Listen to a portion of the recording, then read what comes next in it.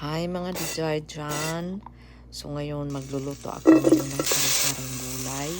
Ayan. So ito yung mga tira-tirang gulay so nung nakaraang linggo pa. So bago pa siya masira ay lulutuin ko na. Ayan, simpleng luto lang guys. Pero masarap na kahit walang sahog. Pasasarapin natin sa ating timpla at puno ng pagmamahal.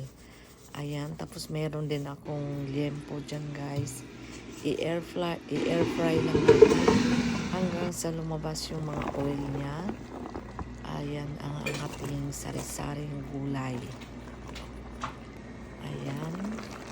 Konti lang po ang okrang natira dyan guys. Kaya kung mapapansin nyo ay ilang piraso lang yan. Ayan, sa time na to guys, ayan ang ating liempo at ready to eat na. So ngayon kasi umiiwas muna ako sa rice, kaya ito lang muna ang ating hapunan. Kainan na. Have a good night everyone.